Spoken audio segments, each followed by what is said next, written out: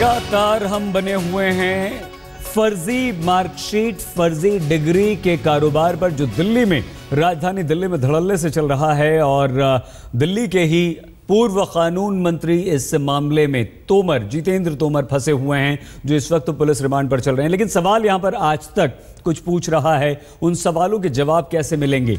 वो सवाल ये हैं कि देश की राजधानी में कैसे चल रहा है फर्जी डिग्री का ये रैकेट, किसी को पता क्यों नहीं चला? सरकारें क्या कर रही हैं?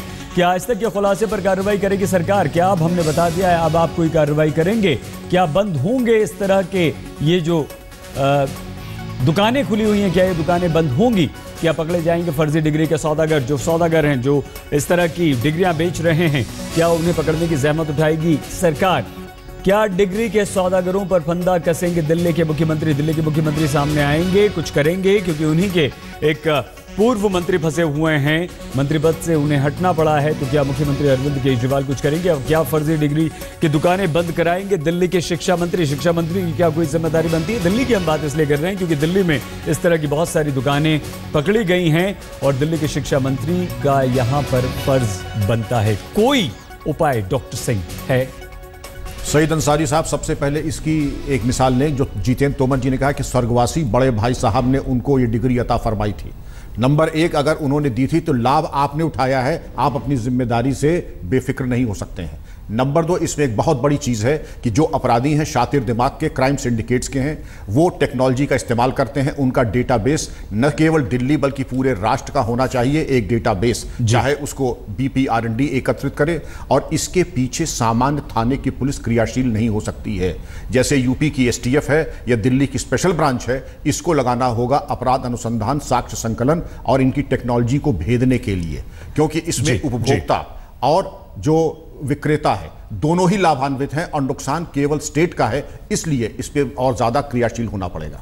आलोक जी, आरती जी, यहां पर क्रियाशील आपको होना पड़ेगा क्योंकि आप लोगों की जिम्मेदारी भी यहां पर बनती है सार्वजनिक जीवन में होने पर। लेकिन हम आपको पहले सुनवाएं कि हमारे अंडरकवर रिपोर्टर ने किस तरह से इसका भंडाफोड़ किया है।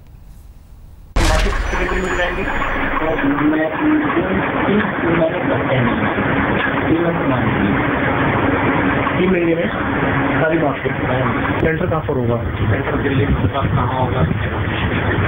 नकल हो जाएगी उसमें, उसका पैसा नकल लगेगा, नकल का। अरविंद ओझा हमारे संवाददाता, जिन्होंने ये पूरा का पूरा स्टिंग ऑपरेशन किया है, भंडाफोड़ किया है इस पूरे फर्जी रैकेट का, इस वक्त हमारे साथ हैं। अरविंद, बताइए कैसे ये कारोबार चल रहा है दिल्ली में? जी बिल्कुल सईद, ये पूरा अगर इस पूरे फर्जी रैकेट की बात की जाए तो एक बड़ा सिंडिकेट है जिसमें बड़ी बड़ी सरकारी यूनिवर्सिटीज़ और प्राइवेट यूनिवर्सिटीज़ के जो कर्मचारी हैं वो शामिल होते हैं और जो बाहर जितनी भी आपको दुकानें दिखाई सीधे उससे कनेक्ट होते हैं।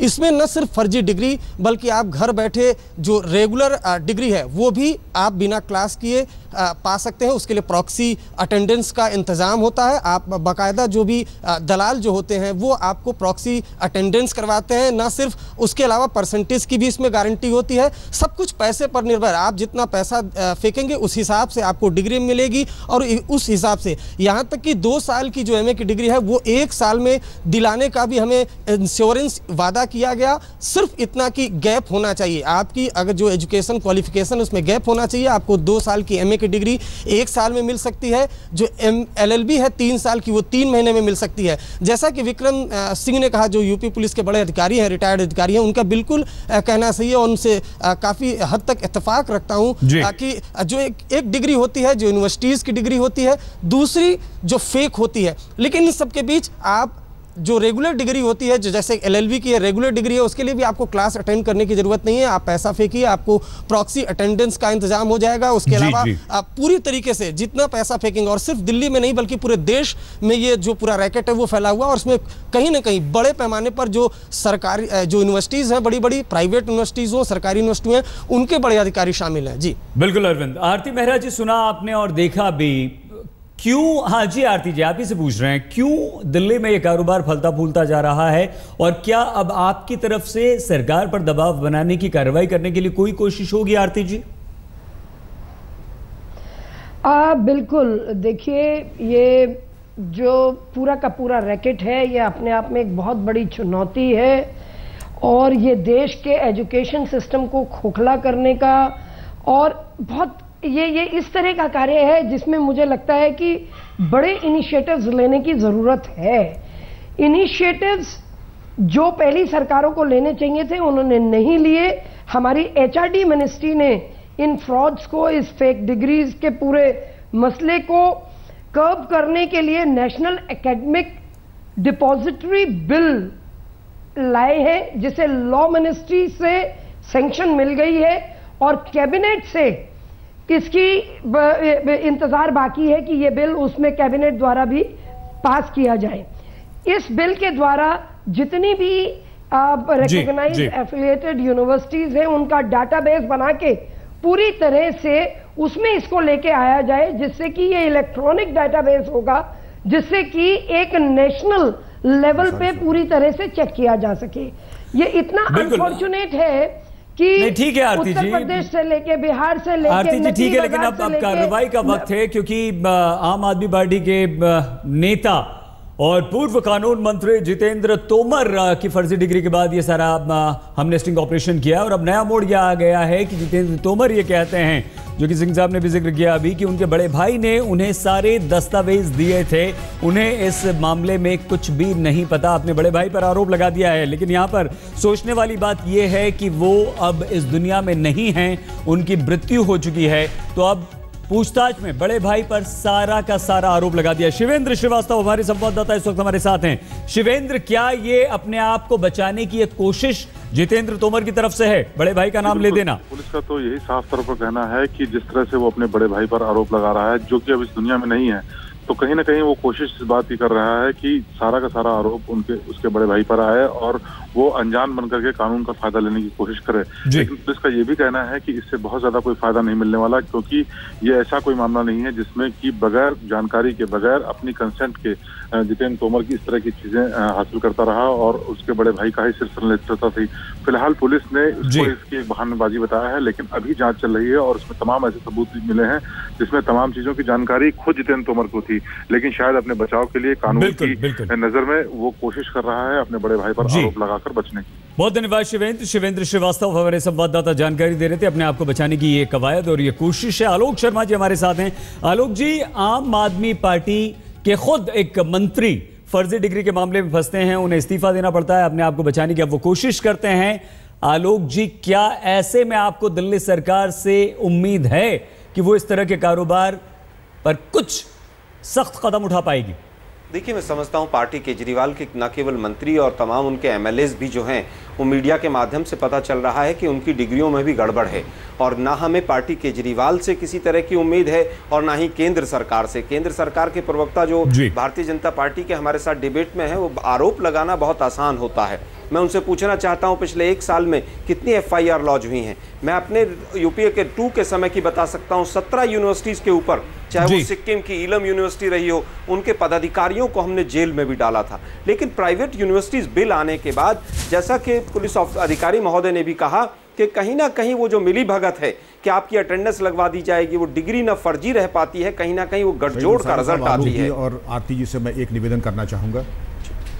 बोलिए। मैं ये निवेदन करना चाहूंगा आरती जी से कि एकेडमिक एक्सीलेंस सिक्के का एक पहलू है और दूसरा पहलू है इन अपराधियों को चिन्हित करना, इनकी चल अचल संपत्ति करना, इनके बारे में डेटाबेस तैयार करना और इसके बारे में कार्य योजना अलग से तैयार करना। मैं पूरी तरह से सहमत हूं। और मैं तो एक पक्ष हो गया, लेकिन इन अपराधियों के पीछे हमारी कार्य योजना क्या है, इसके बारे में कार्य करना नहीं। और अगर हम ऐसे अपराध के बारे में, हमारी प्राथमिकता ये आती है कि इसमें संलिप्त और आरोपी अपराधी के बारे में हम बचाव में खड़े हों, ये दिखाता है कि हमारी जहनियत और हमारी मानसिकता क्या है, कि हम दिखाई पड़ते हैं कि हम अपराधी के बगल में खड़े हैं, न कि हम उसकी रोकथाम के लिए। मैं किसी पे आक्षेप नहीं लगा रहा हूं, लेकिन अगर कहीं किसी स्टेज पर कोई अपराधी के साथ खड़ा है तो उसकी प्राथमिकता स्वयं स्पष्ट हो जाती है। सही साहब, इसमें मैं एक चीज और ऐड कर देना चाहता हूं कि आप देखिए कि किस तरह से अभी केंद्रीय मंत्री स्मृति ईरानी जी का भी मैटर आया था। कठेरिया साहब जो MOS हैं HRD के, उनके स्वयं 2 डिग्रियां पाई गई हैं और बीजेपी जो है वो पूरी तरह से, आज आप बताइए, कल से स्टिंग ऑपरेशन ये चल रहा है दिल्ली के अंदर। आपने कितनी एफआईआर लॉन्च की हैं, अभी तक क्यों नहीं उठाया उन्होंने? अरे आप देखिए ना, इसको पॉलिटिकल इशू मत बनाइए। मैं इसको पॉलिटिकल इशू नहीं बनाना चाहता था सईद भाई, लेकिन इन्होंने पूरी तरह से पॉलिटिकल इशू बनाया। आप मुझे बता दीजिए कल से अभी तक, आप मुझे केवल ये बता दीजिए कल से लेकर अभी तक आपने कितनी एफआईआर लॉन्च की? हम लोग मिक्सअप न करें। और छोड़ आप मुझे केवल ये बता दीजिए कल से लेकर आज तक आपने कितने लोगों के खिलाफ ईरानी जी का मैटर बिल्कुल अलग है, उससे इसको मिक्सअप न करें। आज तक तो बधाई देते हैं, दूसरी तरफ कोई एक्शन नहीं लेते हैं। हल्का पड़ जाएगा और फिर हम पथभ्रष्ट हो जाएंगे। मेरा निवेदन है कि स्टिंग ऑपरेशन के ऊपर हम क्या कार्रवाई करेंगे और जो पकड़े गए हैं उनके मामले में हम क्या करेंगे। पार्लियामेंट्री एक्ट के तहत तमाम बॉडीज बनाई जी, और इन बॉडीज के तहत इसके ऊपर हम किसी की बात यहाँ पर नहीं सुन पा रहे हैं, लेकिन हम जल्दी से सुनवा दें क्या कि आम आदमी पार्टी की जो प्रतिक्रिया हमें मिली है। जैसे तमाम इलाके हैं जहां पर फेक डिग्रियां बिक रही हैं, मार्कशीट्स बन रही हैं, तो दिल्ली पुलिस को बताइए, दिल्ली पुलिस का काम है ये। जी नहीं, ये जानकारी सामने आने के बाद आपको क्या चौंकाते हैं ये बात की, इस तरह की डिग्रियां देखिएगा, अगर आपने स्टिंग किया है तो मुझे लगता है कि दिल्ली पुलिस को उसमें सबके ऊपर एक्शन लेना चाहिए, सेलेक्टिव नहीं होना चाहिए, जितने भी लोग मिले सबको पकड़ना चाहिए। ये एक बहुत अजीब सी बात यहाँ पर नजर आती है। आरती जी, आलोक जी और डॉक्टर सिंह, हम आप तीनों से को यहाँ पे जोड़ना चाहेंगे। ये एक बहुत बड़ा खुलासा आज तक यहाँ पर कर रहा है। फर्जी डिग्री का एक बड़ा कारोबार दिल्ली में चल रहा है और ये सब कुछ हुआ है क्योंकि आप जानते हैं दिल्ली के पूर्व कानून मंत्री जितेंद्र तोमर फंसे हुए हैं फर्जी डिग्री के मामले में, और अब तो उन्होंने खुद अपनी जमानत याचिका को भी वापस ले लिया है क्योंकि वो जानते हैं कि वो बुरी तरह से इस मामले में फंस गए हैं। हम चर्चा कर रहे हैं इसी पर, लेकिन इस बीच एक और खबर आ रही है। दिल्ली में बीजेपी ने प्रदर्शन किया है और अरविंद केजरीवाल दिल्ली के मुख्यमंत्री पर आरोप लगाया है बिजली पानी पर। यह बीजेपी का प्रदर्शन है क्योंकि बिजली की दरें अभी पिछले दिनों 2 दिन पहले बिजली की दरें बढ़ी हैं, दाम बढ़े हैं और उसको लेकर बीजेपी सड़कों पर उतर आई है। दिल्ली बीजेपी का यह प्रदर्शन, अरविंद केजरीवाल दिल्ली के मुख्यमंत्री पर झूठ बोलने का आरोप लगाया है और जब यह प्रदर्शन उग्र हुआ तो पुलिस को वाटर कैनन का इस्तेमाल करना पड़ा है। इन प्रदर्शनकारियों को आगे बढ़ने से रोकने के लिए पानी की बौछारें पुलिस ने इन प्रदर्शनकारियों पर की हैं। तो अब दिल्ली की केजरीवाल सरकार के खिलाफ बीजेपी ने खोल दिया है दिल्ली में मोर्चा।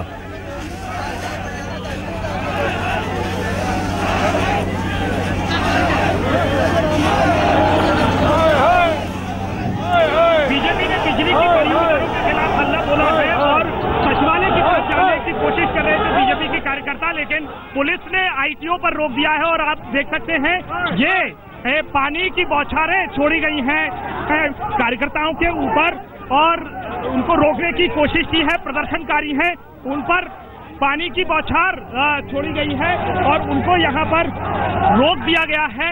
ये आप देख सकते हैं, ये तस्वीरें हैं जो आप बीजेपी के प्रदर्शन की देख रहे हैं और आईटीओ पर जो बीजेपी के कार्यकर्ता हैं वो सचिवालय की तरफ जाने की कोशिश कर रहे थे और पुलिस ने जब उनको यहाँ पर बैरिकेड लगा करके रोक दिया, बैरिकेड तोड़ने की कोशिश बीजेपी के कार्यकर्ताओं ने की है।